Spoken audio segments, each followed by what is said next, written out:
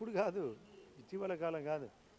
అక్కడ పార్టీ 11 సీట్లకు పరిమితం అసెంబ్లీలో అయిన తర్వాత అక్కడ పరిస్థితులు బాగలేవు కాబట్టి వాళ్ళ కుంభకోణం బయటకు వస్తుంది. ఎట్లా జగన్మోహన్ రెడ్డి పాత కేసులు, ఇప్పుడు చేసే కొత్త కేసులు అన్నీ లోపలికి పోతే మా పరిస్థితి ఏంది, ఏదో చక్కదిద్దుకోవాలా దీపం ఉండగానే అనే పరిస్థితిలో నన్నే అడిగినారు.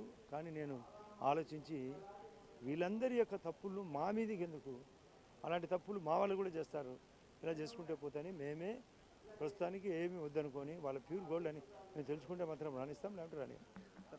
వైఎస్ వివేక హత్య కేసుకు సంబంధించి గత కొన్ని రోజులుగా స్తబ్దతగా ఉంది. సో ఇటువంటి ప్రస్తుత పరిణామాల్లో ఆ కేసు ఏ రకంగా ముందుకెళ్ళబోతుంది, చంద్రబాబు కూడా త్వరలోనే తేలుస్తామని చెప్పాను.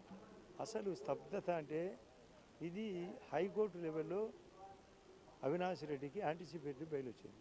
దాన్ని రద్దు చేయమని మేమంతా, ముఖ్యంగా సుప్రీంకోర్టులో జరిగే కేసు కాబట్టి అక్కడ సిబిఐ వాళ్ళని కూడా పూర్తి స్థాయిలో ముఖ్యమంత్రి గారి స్థాయిలో ఒత్తిడి పెట్టడం కూడా జరిగింది. వాళ్ళు కూడా అఫిడవిట్లో పాల్గొనాలా, వాళ్ళు కూడా కేసు వకాల్తపుచ్చుకోవాలా.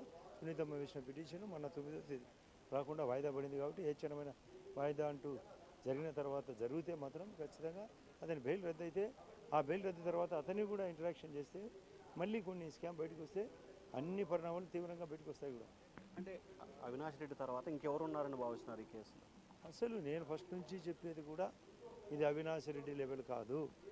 అపూర్వ జంట భారతికి ఆమె భర్త జగన్మోహన్ రెడ్డికి తెలియకుండా జరగలేదు. కారణము సులభంగా ఆన్సరు.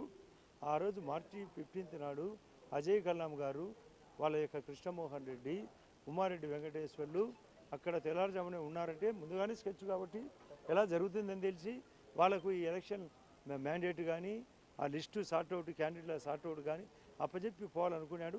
కాకపోతే గుండెపోటుతో సరిదిద్దాలనుకున్నారు.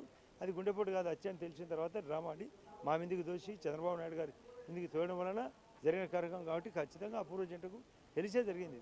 ఇది సార్, మద్యం కుంభకోణం ఈరోజు శ్వేతపత్రం విడుదల చేశారు. అసలు ఎక్కడ అంతుబట్టని రీతిలో అవినీతి జరిగిందంటున్నారు, ఏం సార్? అసలు సింపుల్ లాంగ్వేజ్. క్యాష్ ఎందుకు అమ్మినారు? అసలు ఏదో మద్య నిషేధం చూపాలా, సరుకు అంతా డైరెక్ట్గా అమ్మితే అకౌంట్ బయటకు వస్తుంది. కాబట్టి దొంగ సరుకు అంటే అకౌంటబిలిటీ లేకుండా డిస్టిలరీ వాళ్ళతో కొని, బ్రూవరేజ్ వాళ్ళతో కొని సరుకు నేరుగా షాపుల్లో అమ్మడం, అమ్మినప్పుడు అకౌంట్ చూపకుండా పోవడం, ఆ మార్జిన్ అంతా వాళ్ళకే. అసలు పెద్ద కంపెనీ వాళ్ళని లేకుండా చేయాలంటే డొక్కు కంపెనీలను ప్రవేశపెట్టారు. ఈ స్కామ్ పూర్తి స్థాయిలో స్కాన్ చేస్తే ఈరోజు తీర్మానం అసెంబ్లీలో సిబిసిఐడికి వేయాలి.